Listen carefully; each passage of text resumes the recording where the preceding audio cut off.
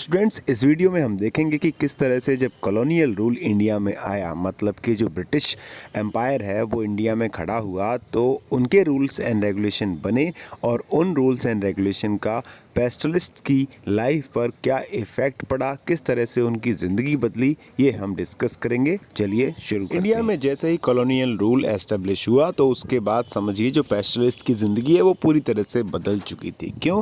क्योंकि अब वो अपनी मर्ज़ी से कहीं पर आ जा नहीं सकते थे, किसी भी एरिया में वो अपने कैटल्स को ग्रेज नहीं कर सकते थे, उनको चरा नहीं सकते थे। नतीजा ये हुआ कि उनके जो जानवर थे वो धीरे धीरे कम होने लगे और वो अपने जो ट्रेडिशनल उनका ऑक्यूपेशन था उसको छोड़कर एग्रीकल्चर में, आर्टिशंस में, इस तरफ वो जाने लगे।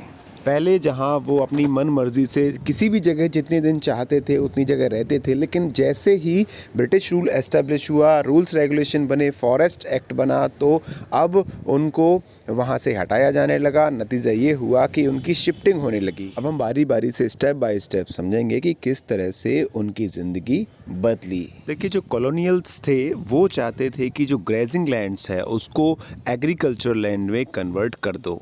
इसका फ़ायदा ये होगा ब्रिटिश को कि अभी जो ग्रेजिंग लैंड्स है उससे उनको इनकम नहीं होती है, रेवेन्यू नहीं मिलता है। लेकिन जैसे ही वो इंडिया में आए तो उन्होंने एग्रीकल्चर जो लैंड्स थे उन पर रेवेन्यू लगाना शुरू कर दिया, टैक्स लेना शुरू कर दिया, लगान लेते थे वो।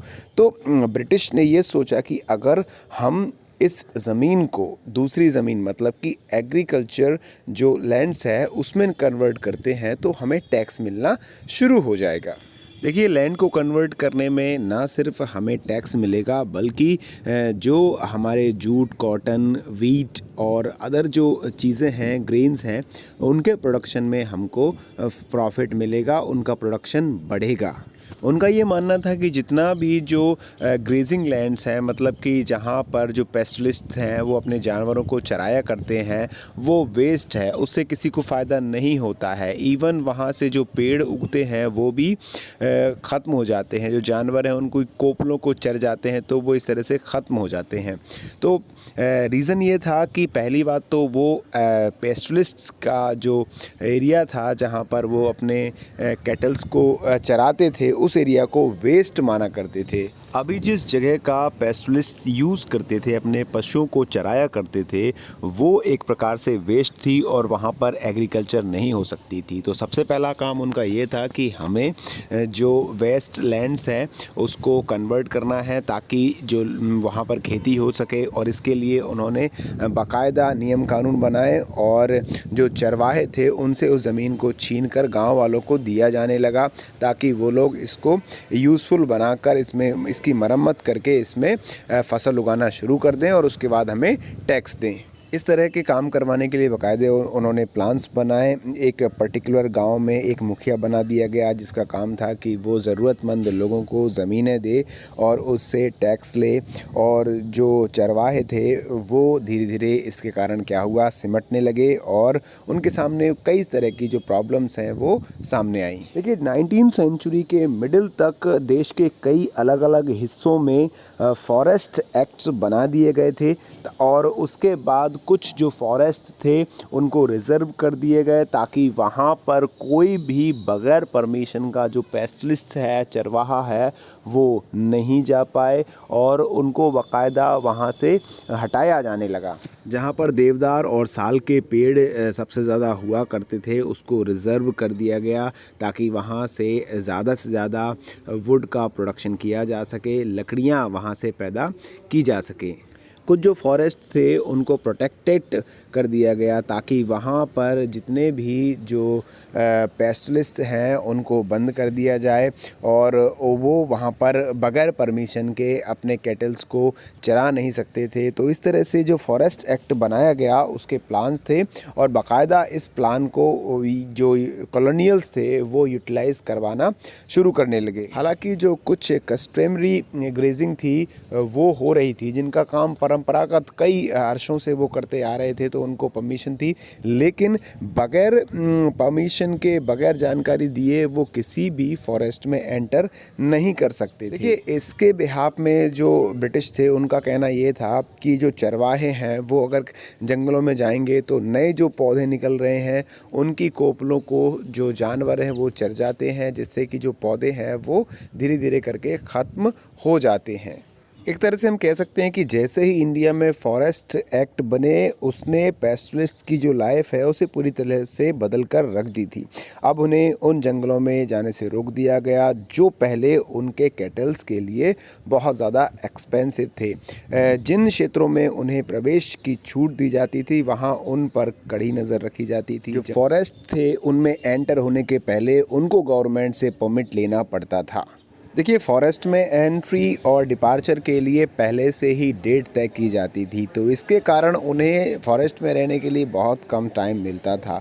नतीजा ये होता कि उनके जो जानवर थे उनको अच्छी न्यूट्रिशंस वाली घास नहीं मिल पाती थी। मजबूरी में एक टाइम के बाद उन्हें उस जंगल से निकलना पड़ता था, क्योंकि गवर्नमेंट ने उनको उतने ही टाइम के लिए वहाँ पर रहने की इजाज़त दी है। देखिए, अब हम समझेंगे कि जो ऑफिसर्स थे उनका नोमैडिक पेस्टलिस्ट थे, घुमंतू जो चरवाहे थे, उनके प्रति कैसा एटीट्यूड था।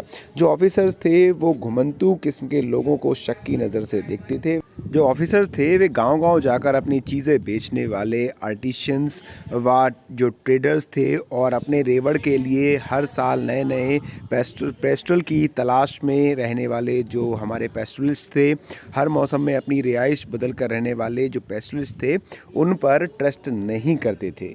विलेजेस में रहने वाले लोगों के लिए गवर्नमेंट ये चाहती थी कि वो ज़्यादा से ज़्यादा गांव में रहें, ताकि उनकी पहचान की जा सके और उन्हें उनके लैंड्स पर राइट्स दिए जा सके, उनको ज़मीनें दी जा सके, ताकि वो वहां पर रहकर खेती कर सकें। इस तरह की आबादी की पहचान करना और उसको नियंत्रित करना ज़्यादा आसान था, जो एक जगह पर टिक कर रहती। जो कॉलोनियल्स थे उनकी नज़र में वो लोग जो गाँव में रहते हैं वो ज़्यादा पीसफुल और ज़्यादा डिसिप्लिन्ड माने जाते थे, बजाय कि जो घुमंतू लोग थे, जो चरवाहे थे। 1871 में इंडिया के अंदर एक कानून बना और इस कानून के तहत जो नोमैडिक थे, जो घुमंतू लोग थे, उनको क्रिमिनल का दर्जा दिया गया। मतलब कि कॉलोनियल गवर्नमेंट में एक क्रिमिनल ट्राइब्स एक्ट पास किया गया और इस एक्ट के अंतर्गत वो कम्युनिटीज़ जो क्राफ्ट्समैन की थी, ट्रेडर्स थी और जो पेस्टलिस्ट थे, उनको क्रिमिनल ट्राइब्स में क्लासिफाइड किया गया। इस तरह की कम्युनिटीज़ को बाय बर्थ क्रिमिनल का दर्जा दिया गया, जो जन्मजात ही अपराधी पैदा हों ऐसा उनको नाम दिया गया। जैसे ही जो एक्ट है वो लागू किया गया, उसके बाद से ही इस तरह की कम्युनिटीज़ को एक अलग से नोटिफाइड विलेज में कैटेगराइज कर दिया गया और उसी एरियाज़ में ये लोग रह सकते थे। देखिए, बगैर परमिट के वो लोग बाहर नहीं जा सकते थे और उसके अलावा इन लोगों पर नज़र रखने के लिए जो विलेज पुलिसेस है वो भी बनाई गई और उनको कहा गया कि ऐसे लोगों पर, घुमंतुओं पर नज़र रखो। देखिए, ब्रिटिश ने अपनी इनकम बढ़ाने के लिए जो मर्जी चाहा, जो संभव था वो उसने किया। ज़्यादा से ज़्यादा टैक्सेशन के रिसोर्सेस उन्होंने बनाए, जो पुराने थे उनमें टैक्स बढ़ाया और नए भी क्रिएट करने शुरू किए। और इसी के अंतर्गत जो रोज़मर्रा की ज़िंदगी में उपयोग होने वाली चीज़ें थी, जैसे कि चाहे नहर का पानी हो, नमक हो, आपके ट्रेड्स गुड्स हों और इवन एनिमल्स, जानवरों तक पर उन्होंने टैक्स लगा दिया। हर एक पेस्टलिस्ट को अपने जानवरों को पेस्चर में चराने के लिए टैक्स देना पड़ता था। हमारे देश के अधिकतर जो एरियाज़ हैं उनमें 19वीं सेंचुरी के मिडिल से ही जानवरों पर टैक्स लगाना शुरू कर दिया। इसके बाद प्रति जो कैटल्स थे, टैक्स की दर तेज़ी से बढ़ती चली गई और टैक्स वसूलने की जो व्यवस्था थी वो दिनों दिन और भी ज़्यादा स्ट्रॉन्ग होती गई। 1850 से लेकर 1880 के दशकों के बीच टैक्स वसूलने का काम बाकायदा बोली लगाकर ठेकेदारों को सौंपा जाता था। ठेकेदारी पाने के लिए ठेकेदार सरकार को जो पैसा देते थे उसे वसूल करने और साल भर में ज़्यादा से ज़्यादा मुनाफा बनाने के लिए वे जितना चाहे उतना टैक्स वसूल सकते थे। 1880 के डिकेड्स तक आते आते गवर्नमेंट ने अपने जो लोग थे, उनके मेंबर्स थे, उनके माध्यम से सीधे जो पेस्टलिस्ट थे उनसे ही टैक्स वसूलना शुरू कर दिया। हर एक पेस्टलिस्ट को एक पास जारी कर दिया जाता था। किसी भी चरगाह में, किसी भी पेस्चर में दाखिल होने के लिए उन्हें अपना जो पास था उसे दिखाकर टैक्स अदा करना पड़ता था। जो पेस्टलिस्ट था उनके पास जितने भी जानवर थे उसके हिसाब से उनको टैक्स चुकाना पड़ता था और इस बात को उस जो पास था उसमें दर्ज किया जाता था। सो माय डियर स्टूडेंट्स, इस वीडियो में हमने देखा कि जैसे ही इंडिया में कॉलोनियल रूल एस्टेब्लिश हुआ, हम जानते हैं कि इंडिया में जब कॉलोनियल रूल एस्टेब्लिश हुआ तो ना सिर्फ जो पेस्टलिस्ट थे, घुमंतू लोग थे, उन पर रिस्ट्रिक्शंस लगाए गए, बल्कि और भी जो फार्मर्स थे सभी पर तरह तरह के रिस्ट्रिक्शन लगाए गए जिसका प्रभाव उनकी ज़िंदगी पर पड़ा। आई होप आपको ये वीडियो पसंद आई होगी। लाइक करिए, शेयर करिए।